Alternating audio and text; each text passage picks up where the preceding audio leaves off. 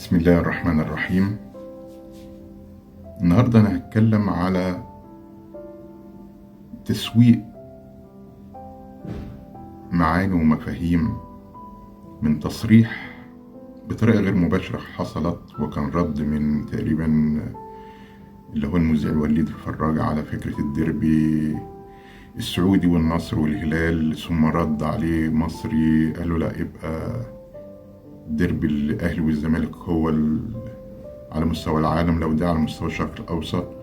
وحصل جدال وحصل نوع من اللي احنا بنقول عليها يعني ردود أفعال. أنا مش ههتم بفكرة ردود الأفعال اللي هي الغير منطقية. لابد الإنسان العاقل الفاهم لا ينجرف في أي كلام ساذج وسطحي ومش أي موضوع. يعني دائما الواحد يقول لك لا تكن محايد لكن كن موضوعي. دي العقلية اللي تحترم، دي العقلية اللي تبقى فاهمة.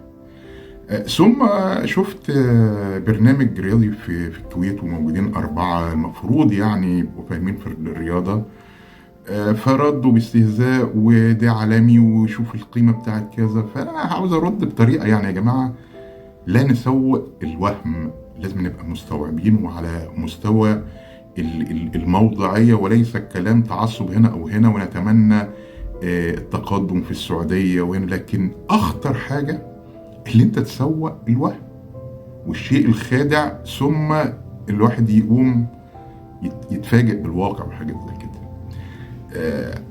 فكرة اللي انت تقيم علشان القيمة المادية دي شيء خطأ جدا. ثم هتيجي تقول طيب على مستوى النجوم دي لسه تجربة جديدة جدا، يعني لا نحكم عليها إلا بعد فترة، بعد 2 3 4 حتى يكون الحكم موضوعي. لكن على التقييم الموضوعي بلا تحيز، مش مصري أو سعودي، لكن أنا ليا أصدقاء وصديقات كتار من السعودية لكن أنا بحب فكرة الموضوعية. على مستوى العالم شوف الحكم، هتلاقي مثلا الديربي الأهلي والزمالك أو الزمالك والأهلي مصنف ال10 على مستوى العالم. مفيش ديربي من السعودي مذكور خالص من جهات محايدة وفاهمة في الكورة على مستوى العالم، من بريطانيا وعلى مستوى العالم. فاحنا بنتكلم يعني حتى كمان من ناحية التاريخ والإحصاء ال10 على مستوى العالم من الأهمية والجماهيرية. لا يوجد فيه أي ديربي ولا سعودي ولا أسيوي خالص، بعيد عن الموضوع. ففي ناس كانت بتتكلم حاليا وحاجات ما فيش مشكلة، في نجوم وحاجات زي كده. فحصل لقاء، يعني احنا بنقول يا جماعة التقييم مش ليس مادي فقط، احنا التقييم في الملعب، لان ممكن يبقى خادع. صحيح هم نجوم عالميين اللي جوهم واشتروهم وكده، لكن في الاخر ابص للنتيجة ايه. الزمالك كان في اسوأ حالاته في البطولة العربية، يعني الزمالك جاي مش واخد اي بطولة واي حاجة، والنصر في عز نجومه كلها موجودين وتعادل في اخر دقيقتين، وكان يعني في وضع لا يحسد عليه بساديو بكريستيانو بكل النجوم العالميين اللي مصروف عليهم مبالغ يعني خيالية. ففي الاخر هتيجي التقييم مفيش، يعني الهلال اتهزم من الاهلي في كاس العالم، الهلال مهزوم من الزمالك في السعوديه. مش بنتكلم حتى اللقاءات على مستوى المنتخبات، لما تيجي تقيمها هتلاقي المنتخب المصري اعلى. لكن انا بعيد عن الموضوع ده، لان مش هنبص للجزئيه اللي انا اتكلم مين لكن انا بتكلم على التقييم الموضوعي. انا جبت نجوم عالميين اقيم موضوعيا. هل حصلت نقله ولا شو؟ نقله نوعيه في الرياضه، بمعنى اما اجيب واستثمر في لعيبه ما يبقاش شو اعلامي، شو فتره زمنيه ثم ينتهي. لا، انا في الملعب اما يبقى في دعم فرق لازما تعمل فارق بالقيمه الاستثماريه، يبقى يقابل اي فريق عادي او لم يتم دعمه بنجوم عالميين يبقى على الاقل سكور. النتائج دايما سكور، لكن لما الاقي النتائج يعني مش نتائج خالص. يعني انا اعرف اللي تقريبا النصر لسه بادئ الدوري ماتشين يتهزموا من فرق حتى كمان مش مصنفه، اللي هم ال4 اللي هم تم تمويلهم. فهنا لابد يبقى في عمليه تقييم، لا ننخدع بالشو الاعلامي والوهم. انا بتكلم من منظور تقييم موضوعي. الجهات اللي بتصرف تحاسب الانديه دي، تحاسب مجلس الاداره، تحاسب فكره التعاقدات.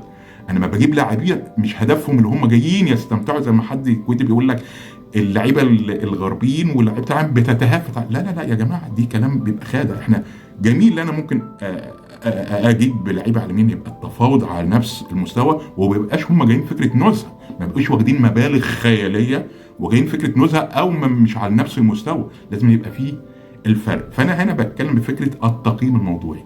الصحفيين ولا الناس اللي بتتكلم مجرد انفعالات، الجماهير انا ممكن اسمح لها، لكن يبقى صحفيين وناس فاهمه وتتكلم بسذاجه او سطحيه وكلام يعني لا يتخذ عليه، هنا اللي بتحزن. لابد تكون موضوعي حتى لو ما كنتش محايد.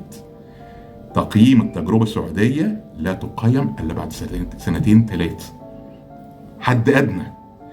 والنتائج الاوليه لحد الان انا مش شايف فرق رهيب. يعني انا لما اقول النصر اتهزم حتى الهلال وهو بيلعب في البطوله وهو بيقابل الوداد، ما شفتش الفرق الواو اللي هو على قد الاستثمارات الضخمه. فهنا هتقلب من ما زالت في مرحله الشوه الاعلامي، او بمعنى هتروح السكره وتبدا الفكره حتى يكون تقييم موضوعي. ابعد عن فكره نصر او حاجات زي كده، لكن ارجع لفكره حتى لا ينخدع الناس بالشكليات. ما يبقاش زي ما احنا كنا بنقول في مصر فنكوش. لابد يبقى فيه تقييم موضوع على قد الاستثمارات والضخ الاموال الضخمه دي.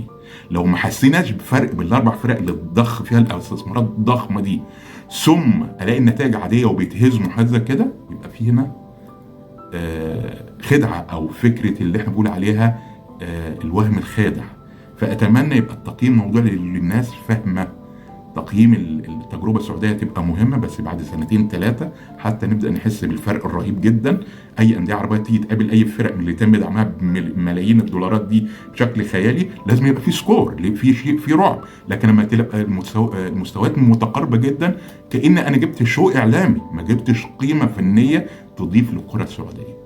شكرا، ونتمنى ان الناس تتفهم. وانا بقول اصدقائي كتير جدا سعوديين وسعوديات، لكن انا والله هنا بتكلم من منظور تقييم محايد وموضوعي، بعيد عن النعرات والكلام العاطفي اللي للاسف اخرنا دول عربيه بنتكلم من منظور عاطفي ساذج. نتكلم بموضوعيه، نكون موضوعيين بلا محايدين. انا مش طالب الحياد، انا طالب الموضوعيه حتى لا ينخدع الناس وتصبح العقليه سطحيه وساذجه.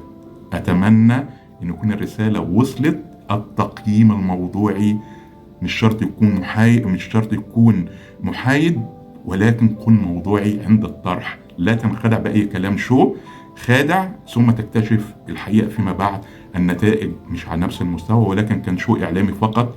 والنجوم دول ما جوش أثروا في الملعب ومثلوا الفرق على قد الفلوس اللي دفعت له. شكرا، ونتمنى تتابعونا في الفيديوهات القادمة. إلى اللقاء.